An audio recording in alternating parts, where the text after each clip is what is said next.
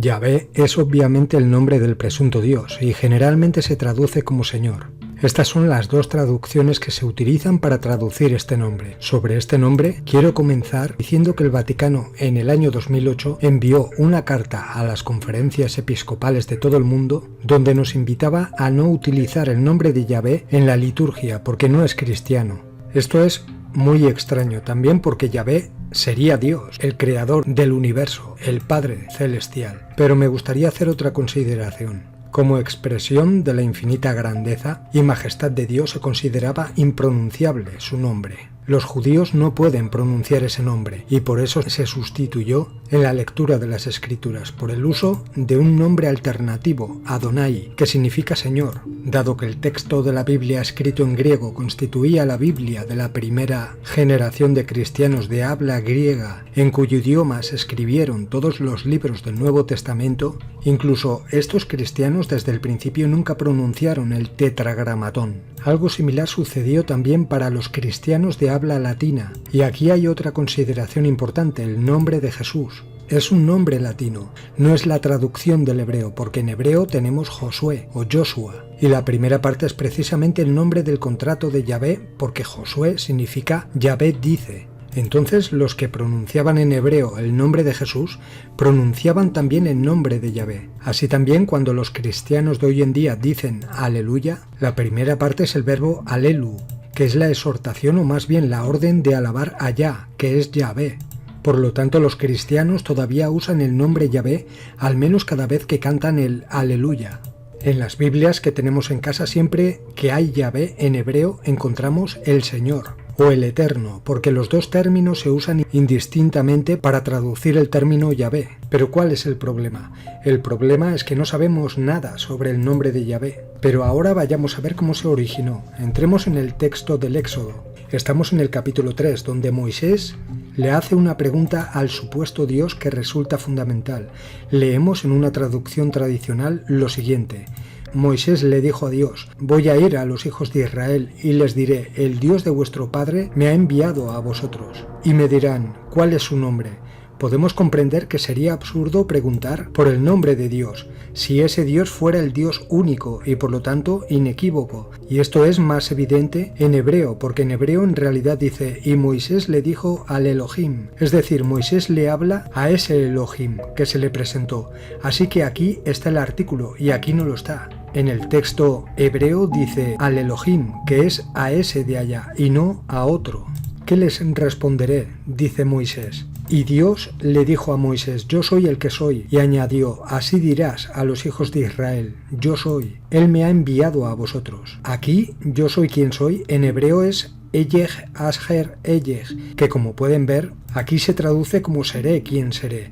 Así que aquí tenemos soy quien soy, yo soy quien soy, y aquí tenemos seré quien seré. ¿Por qué hay dos traducciones diferentes? Porque en realidad hay más.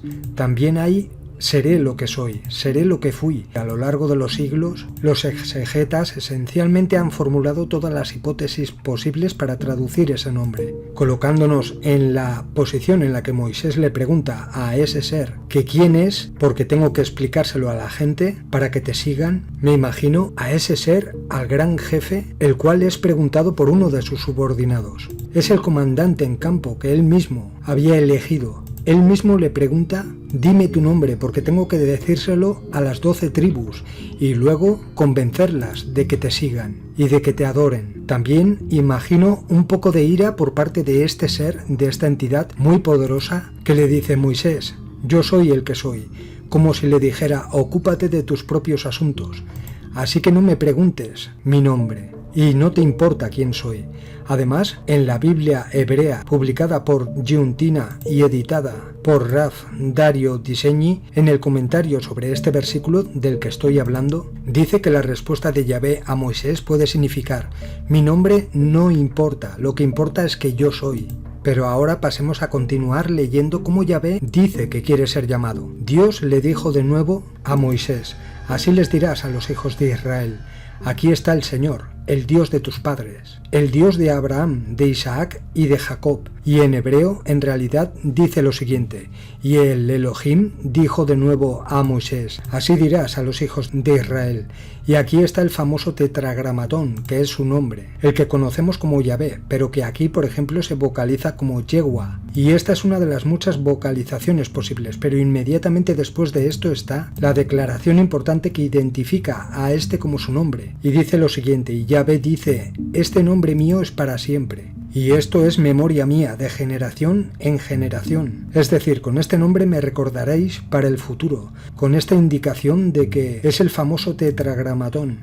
Así que realmente no sabemos nada acerca de este nombre. Cuando Moisés le pregunta a este ser cómo se llama, tal vez el idioma hebreo no existía. Y entonces cuando Moisés le hace esta pregunta a Yahvé, ¿en qué idioma se pronunciaba? ¿Es un nombre? No lo sabemos. Puede que lo haya pronunciado en lengua egipcia.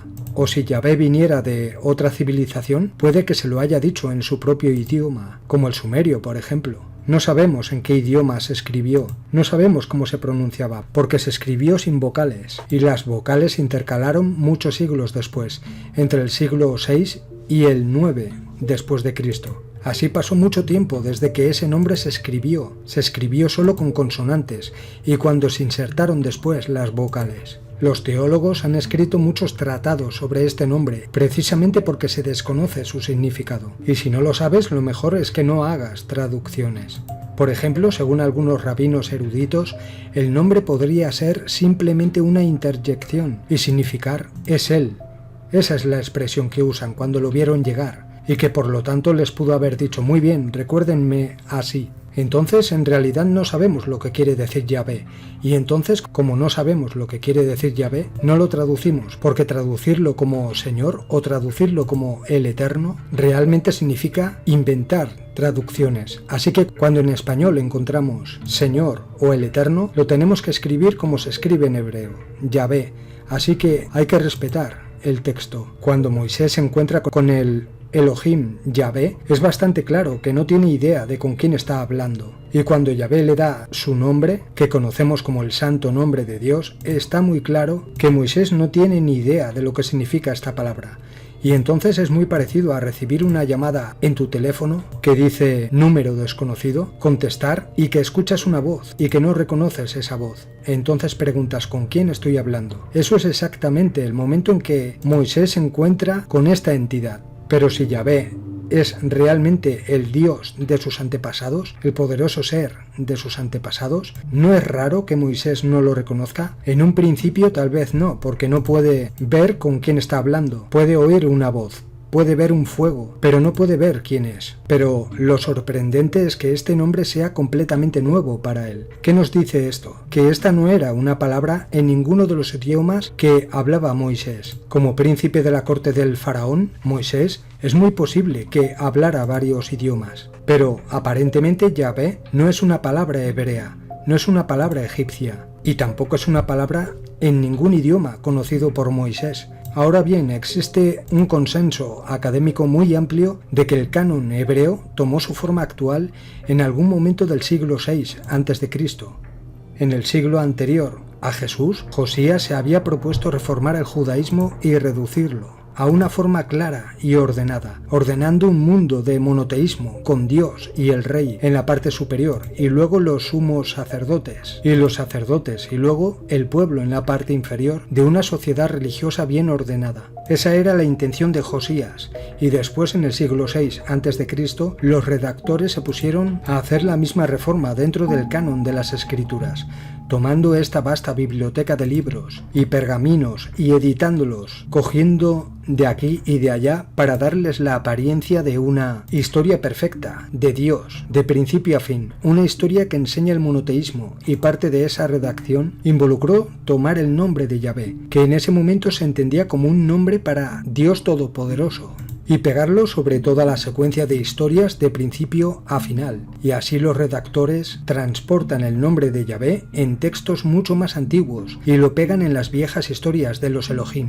Si lees atentamente la Biblia puedes notar esto porque puedes ver el nombre Yahvé en los textos que preceden al encuentro donde Yahvé da su nombre. Entonces, si tiene la línea de tiempo de la Biblia, aquí está el principio, aquí está el final. En algún lugar, a lo largo de aquí, a Moisés se le dice el nombre de Dios. Entonces, ¿qué hace ese nombre anteriormente? Bueno, es simplemente que un escritor posterior a la época de Moisés que conocía esta palabra está volviendo a contar estas viejas historias, estas historias antiguas, usando la palabra que ha sido revelada.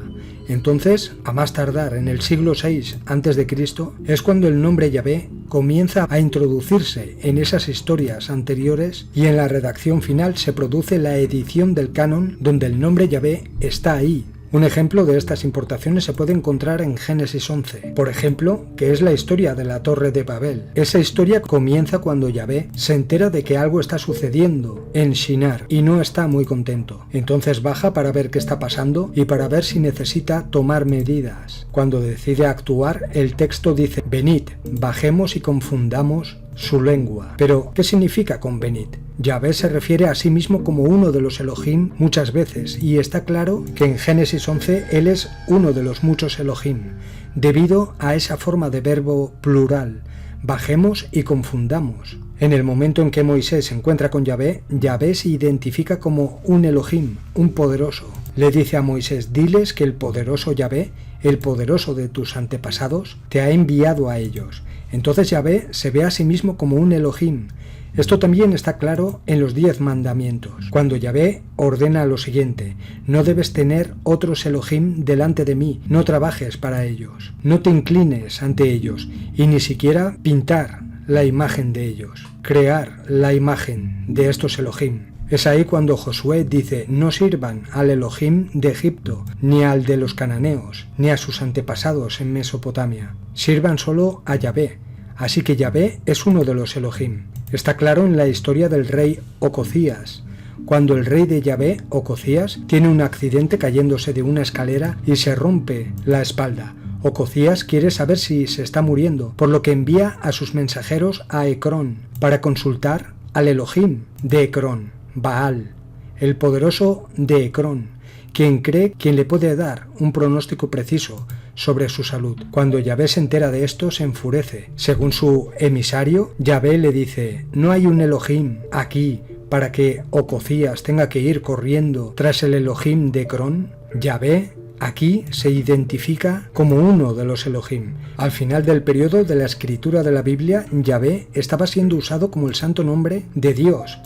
Si quisieras hablar de Dios, la fuente del cosmos, la fuente original, la fuente que lo ha creado todo, ¿te referirías a Yahvé? No, eso no es lo que significaba. Es una palabra extranjera, o lo que los lingüistas llamarían una palabra prestada. Creo que Yahvé es ese tipo de palabra, no una palabra hebrea, ni una palabra egipcia, ni una palabra en ninguno de los idiomas conocidos por Moisés en aquella época. Es una palabra de otro lugar. Entonces, en cierto modo, cuando Moisés hace su pregunta de con quién está hablando, realmente no obtiene una respuesta cuando el ser Yahvé le dice: Eyej, Asher, Eyej, yo soy el que soy.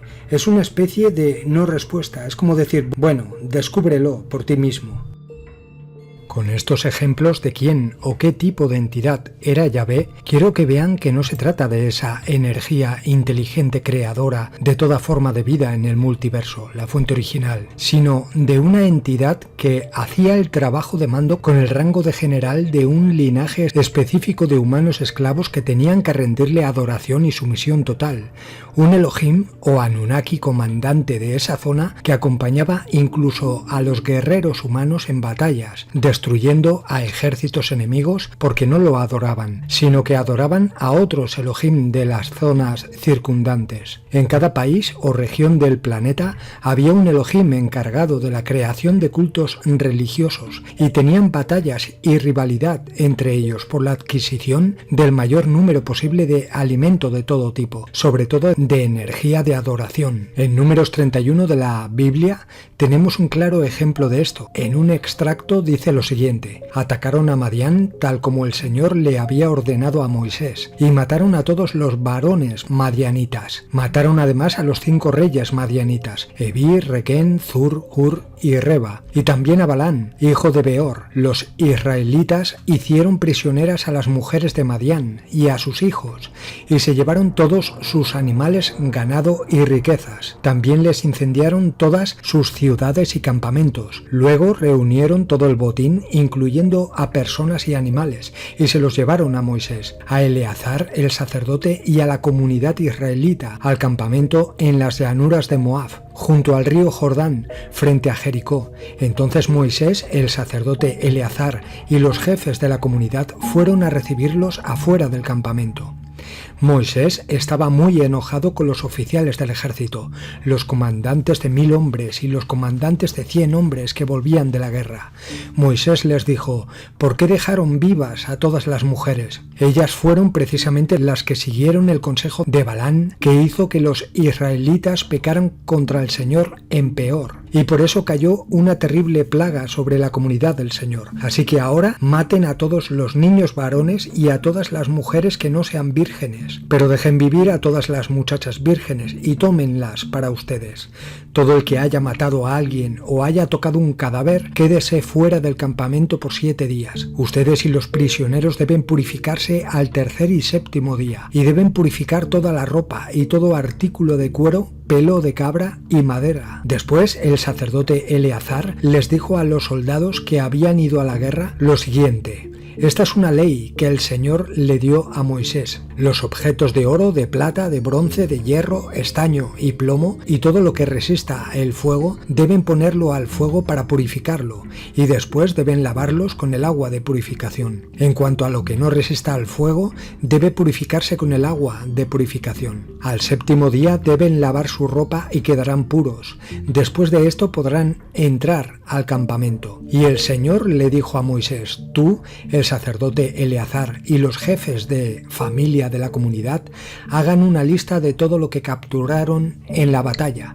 tanto de seres humanos como de animales. Divide en 2 partes lo que fue capturado en batalla y entrega una parte a los que fueron al combate y la otra al resto de la comunidad. A los que fueron al combate exígeles una parte de su botín para el Señor, de lo que les corresponda, tanto de personas como de los asnos, de las vacas y de las ovejas. Toma 1 de cada 500. Eso lo tomarás de la parte que les correspondió a los que fueron al combate, y se lo entregarás al sacerdote Eleazar como contribución para el Señor. Ahora bien, de la parte que les corresponde al resto de israelitas, tanto de las personas como de los asnos, de las vacas y ovejas, es decir, de todos los animales, tomarás 1 de cada 50 y se los entregarás a los levitas que están a cargo del cuidado de la carpa sagrada del Señor. Moisés y el sacerdote Eleazar hicieron exactamente lo que el Señor le ordenó a Moisés, sin tomar en cuenta lo que cada soldado recogió por su parte. El botín de guerra fue el siguiente: 675.000 ovejas,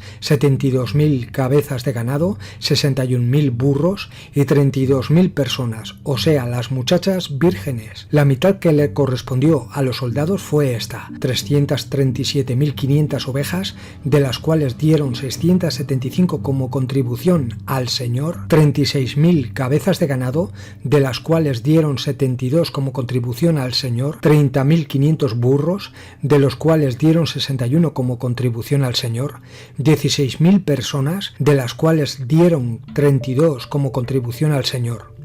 Moisés entregó la contribución para el Señor al sacerdote Eleazar, tal como el Señor le había ordenado a Moisés.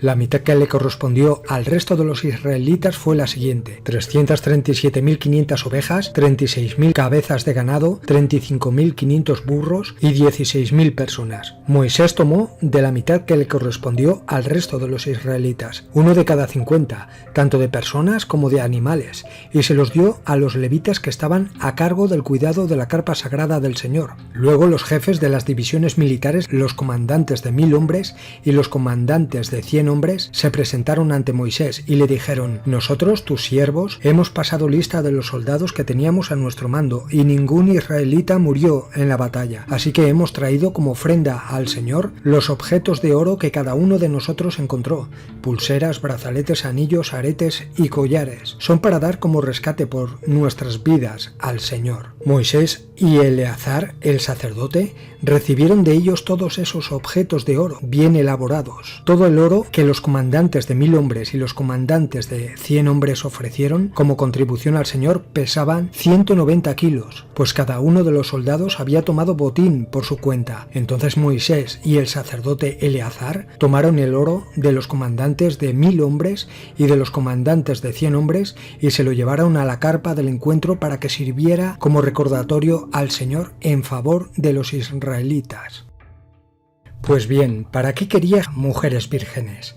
¿Y para qué quería oro y ganado? ¿Y por qué, siendo un Dios tan bondadoso, creador del todo, del universo, ordena masacrar a pueblos enteros por desobediencia y por alabar a otros dioses? Pues porque no es Dios, sino, como he dicho anteriormente, una entidad que solo buscaba adoración y el control de diversas zonas geográficas. Investiguen y junten las piezas del puzzle y verán quiénes están detrás del control de la humanidad.